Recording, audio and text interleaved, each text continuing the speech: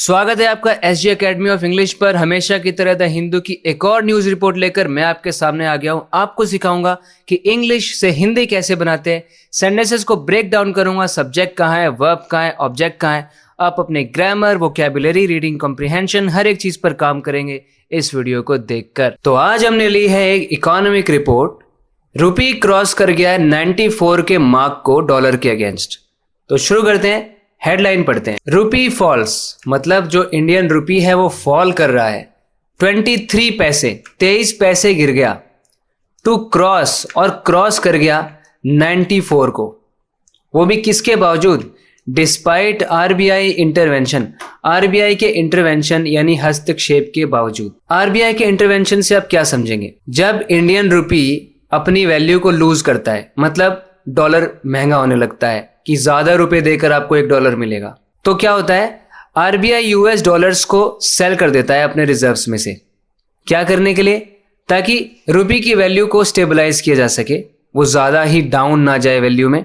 Supply बढ़ जाएगी dollars की मार्केट के अंदर, तो रुपी गिरना बंद हो जाएगा या रुपी स्ट्रेंथन हो जाएगा। तो वो जो आरबीआई इंटरवेंशन कर रही थी, उसके बावजूद, डिस्पाइट एक प्रेपोजिशन है जो ऐसा दिखाती है कि एक चीज हुई उसके बावजूद दूसरी चीज हो गई। इसके बावजूद आरबीआई ने अपना काम किया, ठीक है, वो बीच में आए सही करने के लिए हालात को। उसके बावजूद रुपी गिर गया 23 पैसे और क्रॉस कर गया 94 को। 94 को क्रॉस करने का मतलब क्या है कि अब 94 से भी ज्यादा रुपीस चाहिए $1 के लिए, यानी $1 की वैल्यू 94 रुपीस से भी ज्यादा हो गई। यहां पर सब्जेक्ट है रुपी, वर्ब है फॉल, और फॉल कितना कर गया? फॉल के लिए एडवर्बियल फ्रेज है 23 पैसे, 23 पैसे फॉल कर गया वो। टू क्रॉस, क्रॉस कर लिया उसने। क्रॉस का ऑब्जेक्ट क्या बन गया? 94 को क्रॉस कर लिया। डिस्पाइट एक प्रेपोजिशन है जिसका ऑब्जेक्ट है इंटरवेंशन। इंटरवेंशन किसका है? RBI intervention. आरबीआई मॉडिफायर है इंटरवेंशन के लिए। किस तरह का इंटरवेंशन? आरबीआई का इंटरवेंशन। इंटरवेंशन से मतलब होता है जब कोई पार्टी, कोई डिपार्टमेंट या कोई इंडिविजुअल सामने आता है, स्टेप इन करता है, बीच में आता है किसी चीज को इंप्रूव करने के लिए या कुछ भी अल्टरेशन करने के लिए, उसको इंटरवेंशन कहते हैं। तो आरबीआई का इंटरवेंशन हुआ था, आरबीआई बीच में आई थी, फिर भी 23 पैसे जो है रुपी गिर गया। मीनिंग एकदम क्रिस्टल क्लियर है ना? अब आगे बढ़ते हैं। ड्रिवन बाय, ड्रिवन बाय, देखो ड्रिवन बाय का मतलब क्या है? पहले स्टेप में ना मीनिंग समझेंगे, फिर समझेंगे ग्रामेटिकली क्या क्या कंपोनेंट्स हैं यहाँ पे। तो ड्रिवन बाय का मतलब है कोई चीज किसी को ड्राइव कर रही है, मतलब उस चीज को ट्रिगर कर रही है, उस चीज का कारण बन रही है। अब देखते हैं, high hedging dollar demand. High है मतलब बहुत ऊंची है।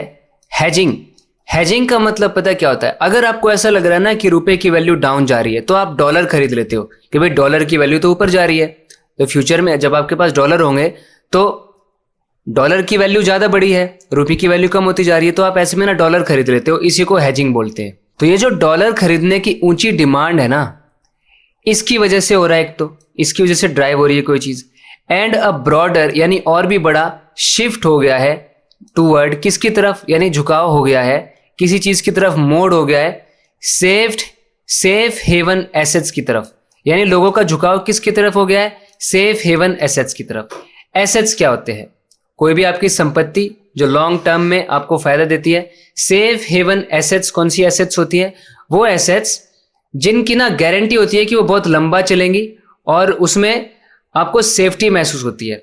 तो जब आपने कहीं पे पैसे इन्वेस्ट किए हुए हैं और कोई क्राइसिस आ गया, कोई ग्लोबल क्राइसिस है या कोई और प्रॉब्लम है जिसकी वजह से आपको चिंता हो रही है, क्या होगा, आपके शेयर्स की वैल्यू अब डाउन जा रही है, मार्केट डरी हुई रहती है, तो लोगों को डर लगता है, तो वो क्या करते हैं? वो कुछ एसेट्स खरीदते हैं, जैसे कि यूएस डॉलर की डिमांड स्ट्रांग हो जाती है ग्लोबल स्ट्रेस जब हो रहा होता है, क्योंकि उसकी वैल्यू जा रही होती है ऊपर।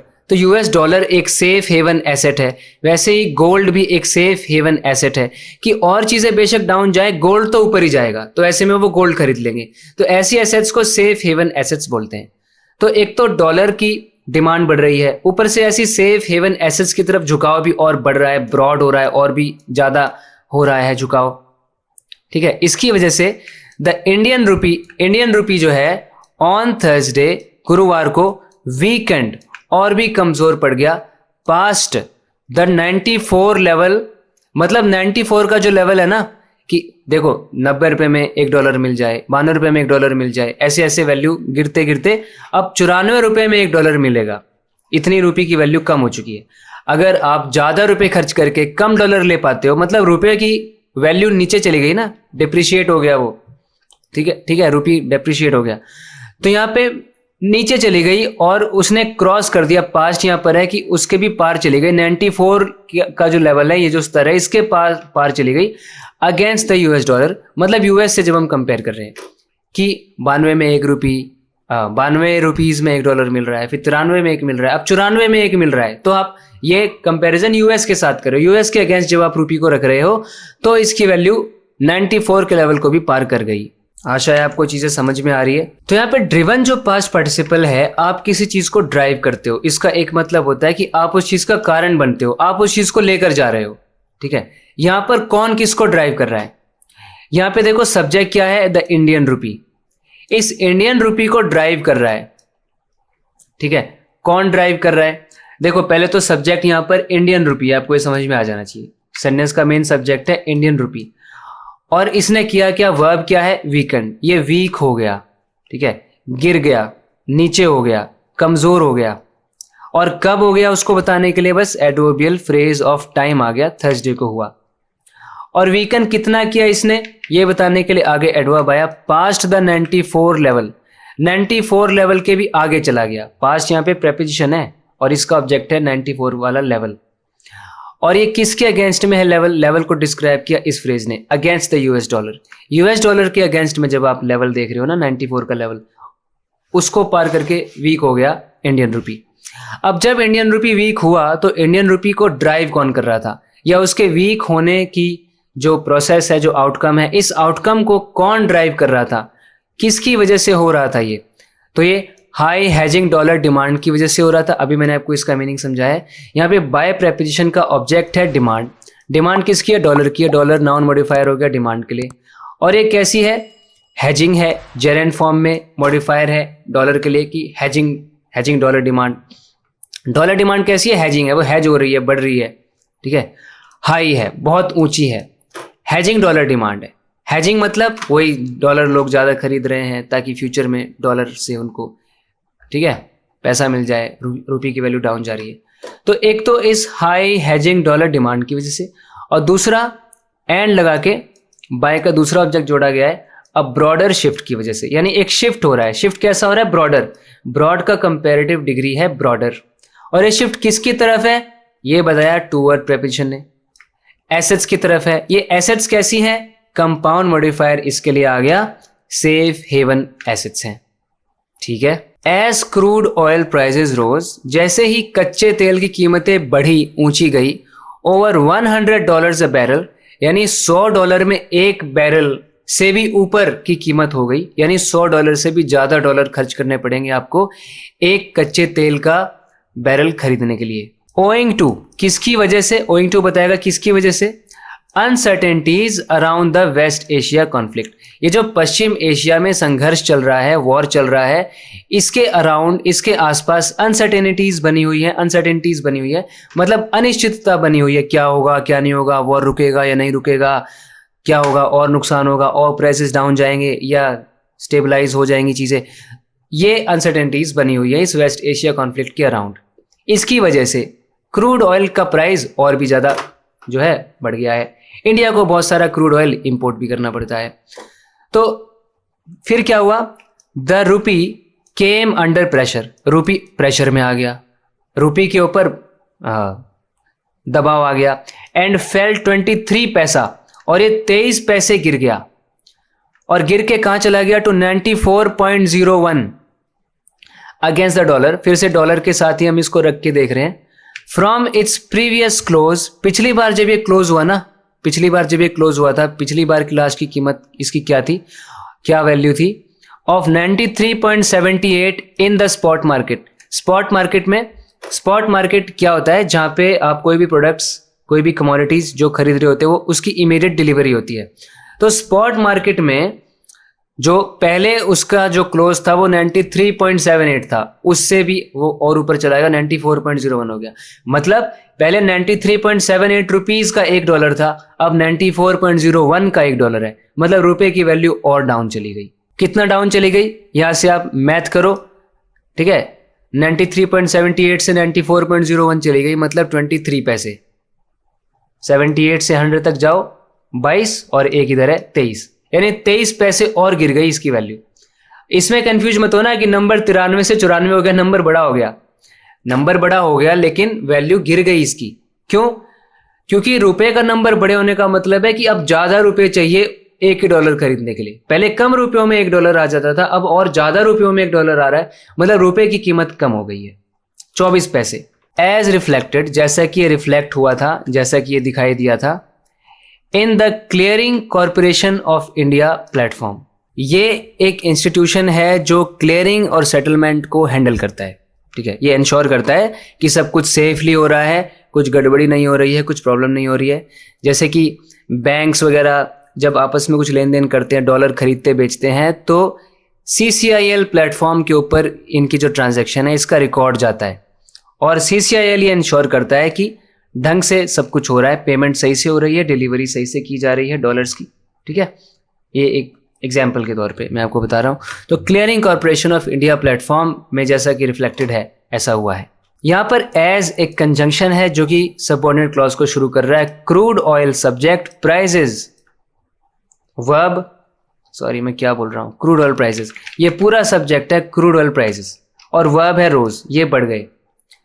तो क्रूड ऑयल एक मॉडिफायर हो गया प्राइजेस के लिए। किस प्रकार के प्राइजेस? क्रूड ऑयल के प्राइजेस, और ये रोज कर गए। कितना रोज कर गए? ओवर $100 अ बैरल। ये एडवर्बियल है बताने के लिए कि राइज कितना किया उन्होंने। ओइंग टू एक प्रेपोजिशन है, रीजन बताने का इसका काम होता है, अनसर्टेनिटीज की वजह से, अनिश्चितताओं की वजह से। तो इसका ये ऑब्जेक्ट बन गया अनसर्टेनिटीज।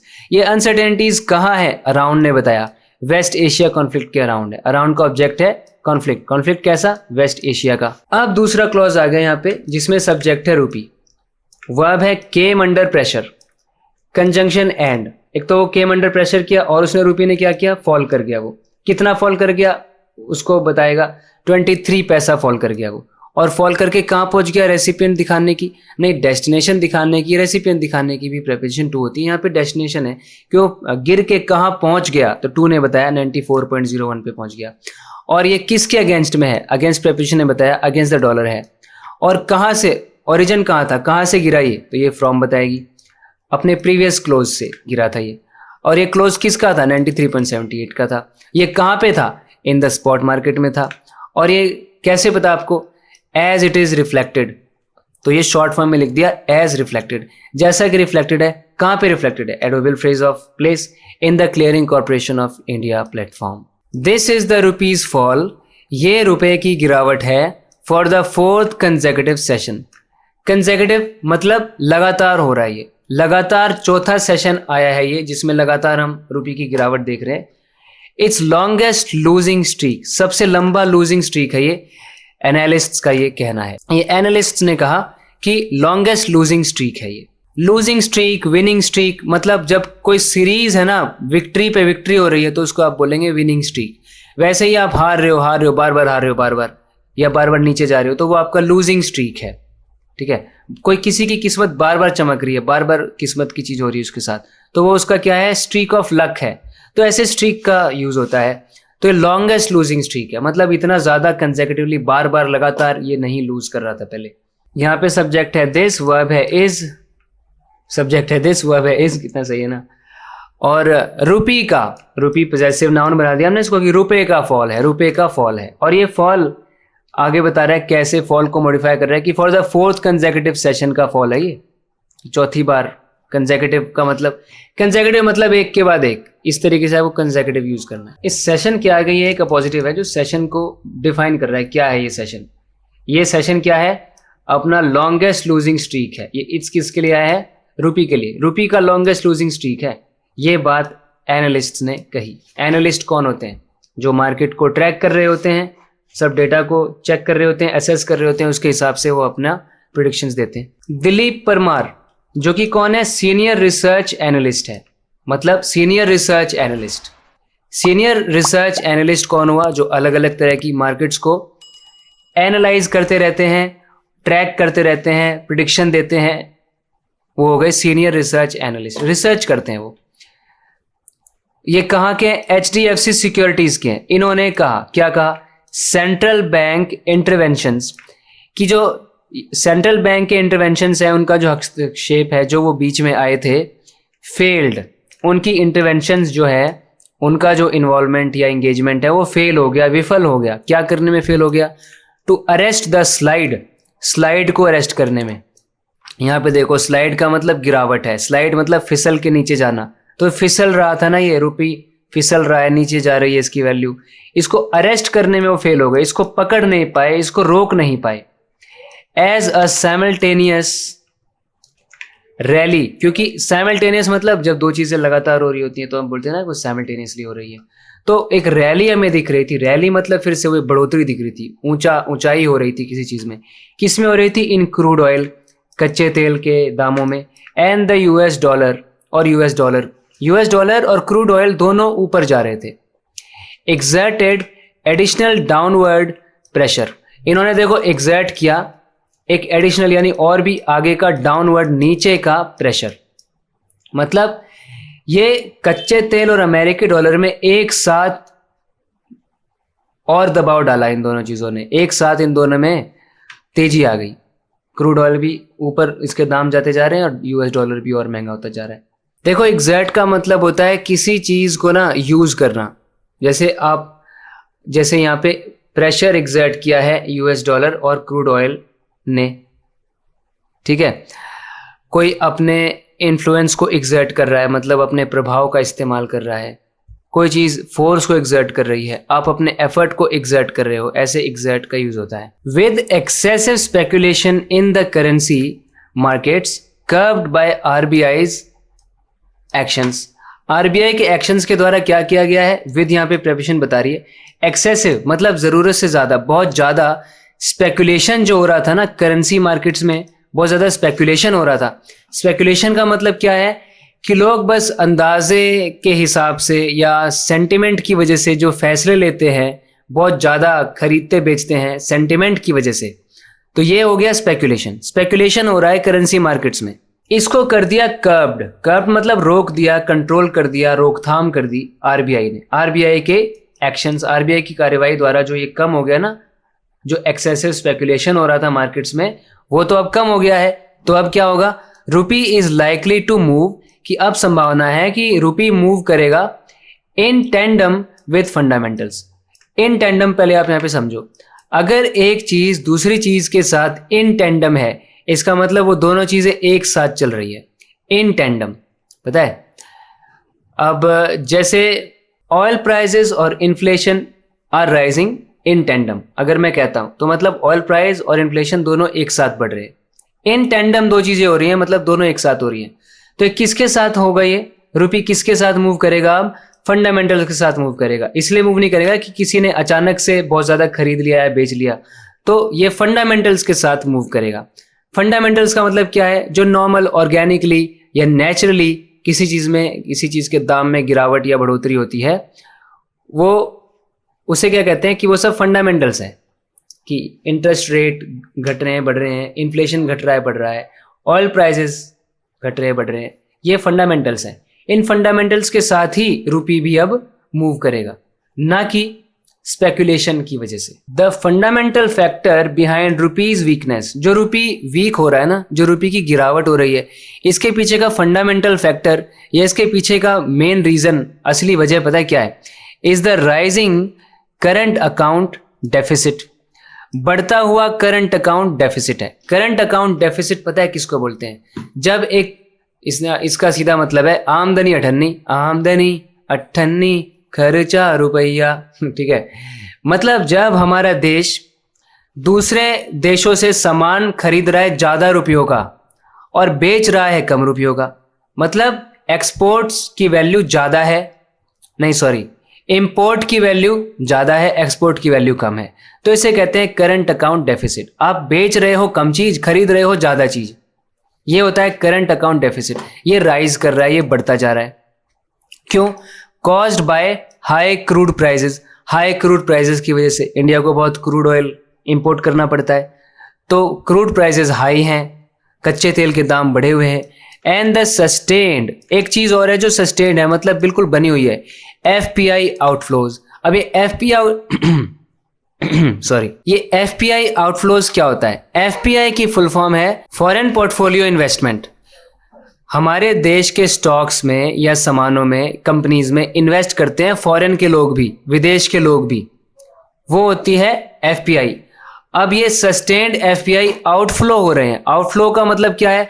आउटफ्लो मतलब ये अपना पैसा जो है फ्लो करके बाहर ले जा रहे हैं हमारे देश में से, मतलब देश से पैसा बाहर जा रहा है। बाहर के लोगों ने जो इन्वेस्ट किया हुआ है इंडिया में, वो अपने इन्वेस्टमेंट को वापस खींच रहे हैं, वापस अपना पैसा लेके जा रहे हैं। ये हो गए FPI के आउटफ्लोज।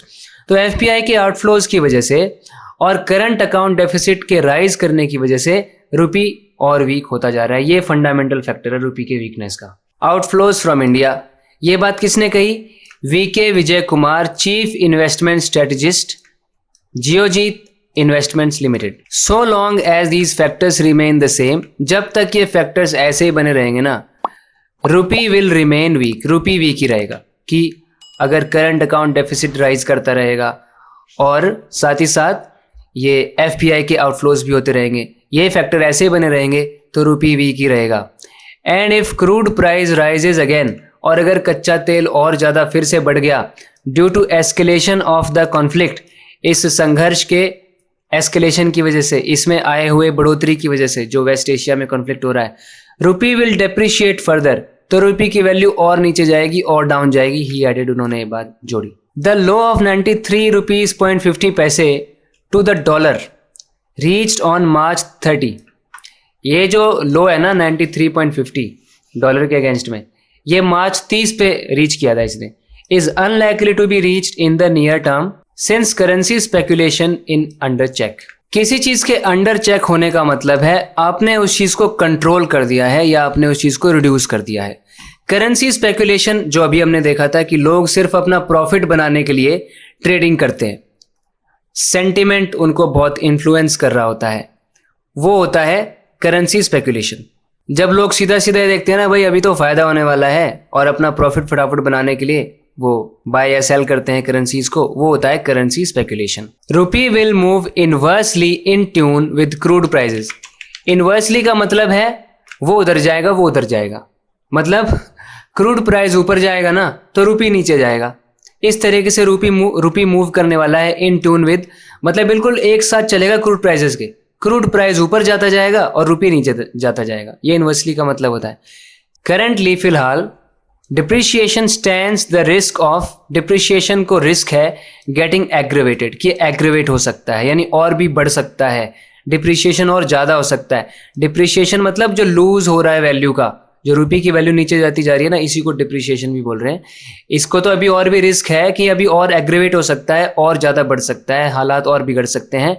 इफ़ FPIs यानी फॉरेन पोर्टफोलियो इन्वेस्टमेंट टर्न, अगर ये टर्न हो जाए बिग सेलर्स, अगर ये बड़े सेलर बन जाएं, मतलब ये जो बाहर के लोग हैं जो देश में इन्होंने हमारे इन्वेस्टमेंट की हुई है, इसको ये अपने शेयर्स को सेल करते रहेंगे, बड़े सेलर बन जाएंगे, मतलब अपना पैसा लेकर वापस जाते रहेंगे, तो ना ये जो डिप्रिशिएशन है ये और भी एग्रेवेट हो जाएगा, और भी ज़्यादा बढ़ जाएगा। ही फर्दर सेड, उन्होंने आगे कहा। जतिन त्रिवेदी जो कि कौन है, VP research analyst commodity and currency के। कमोडिटी क्या होता है? जो फिजिकल चीज़ें होती हैं, सिल्वर, गोल्ड, ऑयल, ठीक है, सिल्वर हो गया, गोल्ड हो गया, ऑयल हो गया, मेटल्स हो गए, ये सब कमोडिटी है। करेंसी तो करेंसी, डॉलर, रुपी वगैरह। सो LKP सिक्योरिटीज़ के हैं ये रिसर्च एनालिस्ट। इन्होंने कहा uncertainty around US Iran talks, कि US ईरान की क्या बातचीत चल रही है, ये अनिश्चितता है, हमें पता नहीं है कुछ। And tensions in the straight of Hormuz, और स्ट्रेट ऑफ हॉर्मुज में तनाव बने हुए हैं। स्ट्रेट ऑफ हॉर्मुज क्या है? समुद्री रास्ता है। वो कई वीडियोस में अगर आप रेगुलरली इस चैनल को देखते हैं तो आपको बिल्कुल सही से समझ में आ गया होगा, बहुत ही बार आ गया है strait of Hormuz. Are further supporting, ये और सपोर्ट कर रहे हैं मतलब कौन, ये जो टेंशन है ना, जो तनाव बढ़ रहा है और जो अनसर्टेनिटी है, जो अनिश्चितता बनी हुई है, ये और सपोर्ट कर रहे हैं क्रूड को। मतलब क्रूड ऑयल जो है वो महंगा होता जा रहा है। एडिंग टू इन्फ्लेशन, इनकी वजह से इन्फ्लेशन बढ़ती जा रही है, महंगाई, इन्फ्लेशन के कंसर्न बढ़ते जा रहे हैं। एंड लिमिटिंग रूपी रिकवरी, और रूपी की रिकवरी लिमिट होती जा रही है, कि रूपी की रिकवरी कम होती जा रही है। I've got some classes to conduct and I'm getting a bit late, so we're going through this.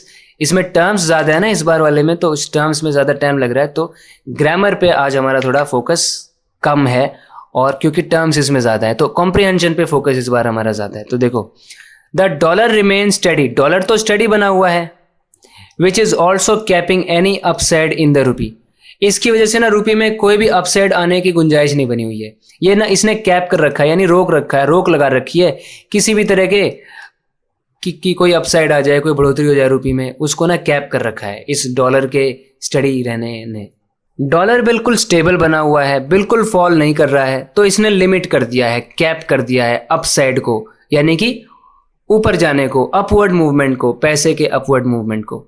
जब डॉलर स्ट्रांग होता है ना, तो डॉलर की डिमांड ज़्यादा है, तो डॉलर के आगे रूपी फिर टिक नहीं पाता। तो रूपी अगर राइज करने की कोशिश भी करता है ना, तो डॉलर की स्ट्रेंथ इतनी ज़्यादा है कि रूपी फिर नीचे गिर जाता है बेचारा। तो इस चक्कर में ये रूपी जो है बढ़ ही नहीं पा रहा। The equity benchmark indices, equity benchmark indices जो है ना, ये क्या है? इंडिसीज इंडेक्स का प्लूरल है। इक्विटी तो बोलते हैं स्टॉक्स को, बेंचमार्क क्या होता है? बेंचमार्क एक रेफरेंस पॉइंट होता है जिसका आप यूज करते हो कंपेयर करने के लिए या हालात जांचने के लिए कि कैसा हो रहा है। इंडिसीज यानी इंडेक्स का प्लूरल, ये ना ग्रुप्स बनाए हुए हैं, कुछ ना टॉप परफॉर्मिंग या टॉप स्टॉक्स जो है ना इंडिया के, उनके ग्रुप्स बनाए हुए हैं। जैसे इंडिया में है बीएससी सेंसेक्स और NSE Nifty 50। BSE 30 major companies को ट्रैक करता है और निफ्टी 50 मेजर कंपनीज को ट्रैक करता है। तो इससे ना हम ये इंडिकेट करते हैं कि इंडिया में शेयर मार्केट का क्या हाल है, प्राइसेस ऊपर जा रहे हैं, नीचे जा रहे हैं, मार्केट बुलिश है या बेरिश है, ये हमें पता चलता है। ये है इक्विटी बेंचमार्क इंडिसीज। ये थर्सडे को ऑन थर्सडे फेल, ये गिर गए, 1% गिर गए। किसकी वजह से? Owing to war related worries, युद्ध से संबंधित चिंताओं की वजह से। The BSE Sensex fell, BSE Sensex गिर गया 852 पॉइंट, या परसेंटेज में बोले तो 1.09%। गिर के कहाँ पहुंच गया? 77,664 पे पहुंच गया। द एनएसई निफ्टी 50 इंडेक्स जो है ना, ये भी गिर गया, ये गिरा 250 पॉइंट, या परसेंटेज के हिसाब से 0.84% गिर गया, और गिर के कहाँ पहुंच गया? टू ने बताया अपनी डेस्टिनेशन वाली प्रेपोजिशन, 24,173 पॉइंट्स पे ये पहुंच गया। तो इसी के साथ हम पहुंच गए इस वीडियो के, इस क्लास के एंड तक। इसी तरीके से इंग्लिश को डीपली सीखते और समझते रहने के लिए इस चैनल को सब्सक्राइब जरूर करें। इस तरह के वीडियो लेसन्स मैं यहाँ पर आपके लिए लाता रहता हूँ, बड़ी मेहनत मशक्कत करके, क्लासेस और वीडियोस के बीच से टाइम निकाल के। तो लेकिन मेरी मेहनत उसूल हो जाएगी अगर आपके लिए ये वीडियो लेसन्स बहुत यूज़फुल रहेंगे, आप इनको पसंद करेंगे और आप सब्सक्राइब करें, मुझे मोटिवेशन मिलती है ताकि इस तरह का कंटेंट मैं आपके लिए लाता रहूं। चलो आगे बात अगले वीडियो लेसन में करते हैं। अपना ख्याल रखें, टेक केयर, बाय।